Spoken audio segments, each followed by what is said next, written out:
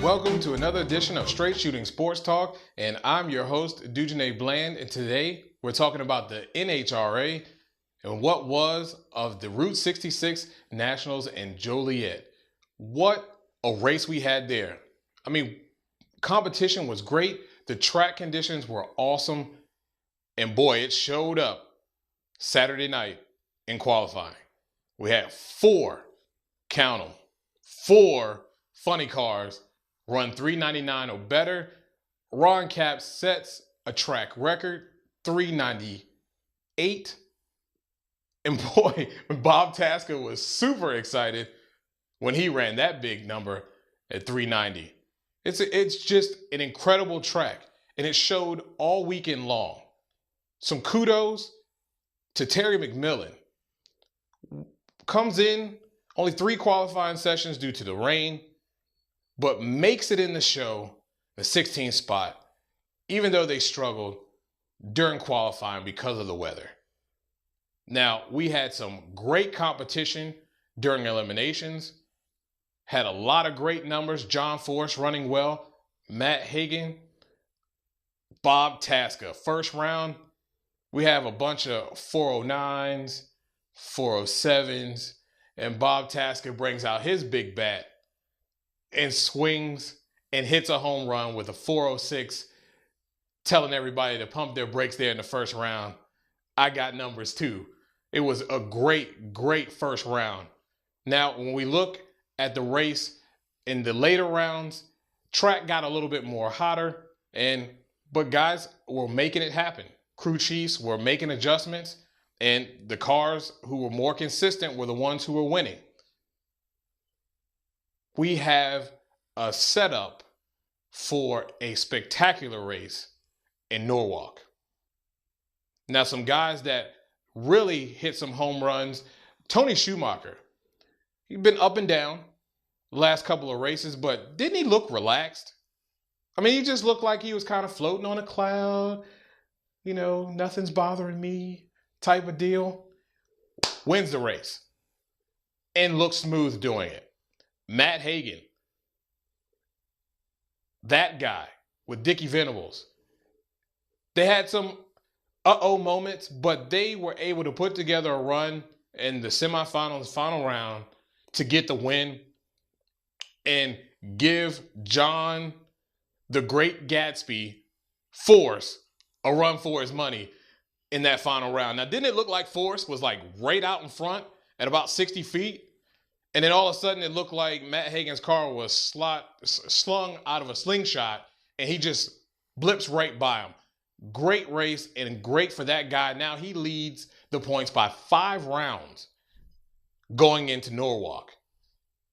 Great lead for that guy, and he's starting to get very consistent, as we said in our previous show. Now, as we mentioned before, we really have some setup going into Norwalk, and guys are starting to get their tune-ups very well and consistent going in and getting closer to this countdown. We're going to see some great racing coming down the stretch, but we have a few more races before we get into that countdown. But when you look at every class as a whole, no one's really jumping out there and getting too hot too fast. You know the old saying, if you get hot early, when it comes down to crunch time, you sometimes hit a slump and you kind of cool off at the wrong time. Well, it seems like everybody's hitting a streak. You hit a hot spell here or there, but they're not hitting on all cylinders to where they're getting hot too early. But this is going to be something to watch coming up in the next couple of races. Now we bring to you by our sponsor, Old Line Speed Shop. As we said before, if you need some restoration work done, give them a call. Check out their website at www.oldlinespeedshop.com. And we're going to give you our power ranking, starting with top fuel. Of course, we put Tony Schumacher at the top. He wins this weekend and does it in a very smooth fashion. And we're going to have Clay Milligan in the number 2 spot. Guy ran very well this weekend, looking very consistent. Car looked monstrous. It was a tough, heart-wrenching semifinal round for me to have two straight Shooting Sports Talk supporters go head-to-head, and Terry McMillan and Clay. But it was a good outcome either way. It was unfortunate that Clay couldn't get that win, but he's going to get his win sooner or later. We're looking at Doug Coletta in the third spot. That car still running good and running strong. Sean Langdon, we dropped him down to number 4. He had a rough weekend this weekend. Just some cars that were just better than his. And with the 3 qualifying spots, sessions that they had, kind of looked like it kind of affected that team just a little bit. And of course, in our number 5 spot, we're going to have Terry McMillan. Now, some may question that. But you look at the last 2 races, you look at the races previous, they struggled a lot. They finally shook that gremlin last week, got into the semifinals, and as we predicted, they would make another semifinals, and they did. So we have to give them some props for being consistent, and hopefully that gremlin's off their back and they can continue and hopefully catapult themselves next into a final round appearance. Now we go to Funner Car, and boy, Matt Hagan. What can you say about that guy? Everybody looking at John Force, and John Force has got a bracket car, man. The guy is running so consistent, and he steps right up and takes the win. Gotta love it. He's leading the points. Gotta give him the number 1 spot. We're going to go with John Force, number 2. Ron Capps in the 3rd spot. He qualified so well this weekend. Courtney Force at number 4, being that she dropped out really early. And we're going to finish that up with Bob Tasker the 3rd. He had a great weekend, qualified very well in the top half of the field. Got to give him that number 5 spot. And Pro Stock, Jed Coughlin, boy, didn't he look good. Going to have him at that number 1 spot. Mike Edwards, Alan Johnson, Shane Gray slipped a little bit this weekend. We're going to keep him at that number 4 spot, followed by Greg Anderson. He gets the win and shows that he's not dead yet. Don't count that guy out yet. They're just having a little bit of struggles over there, but best believe guys better keep working, because sooner or later, he's going to wake up. And it might not be pretty if you're slipping. We're going to go to Pro Stock Motorcycle. Michael Ray, how about that guy?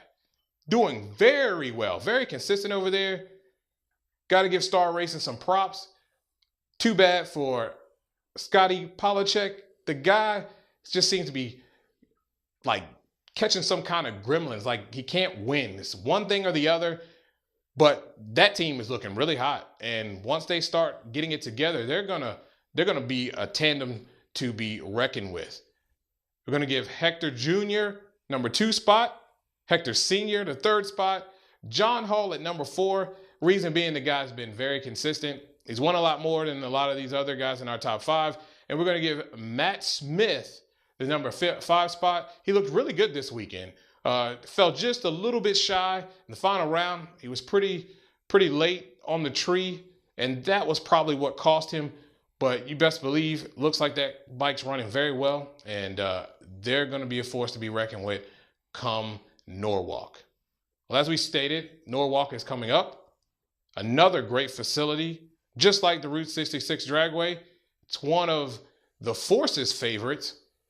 So will Force exact revenge this weekend and get that win that he feels that he probably should have gotten this past weekend? We're going to see, because he's definitely running hot.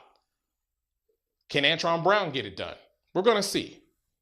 So enjoy that this weekend. And as always, we appreciate you watching our show. If you have anything you'd like to hear us talk about or hear our take on, shoot us an email to straightshootingst@gmail.com. And as always, subscribe to the show. That's how you stay locked in. That's how you're going to stay locked into our power rankings. Again, you've been watching Straight Shooting Sports Talk.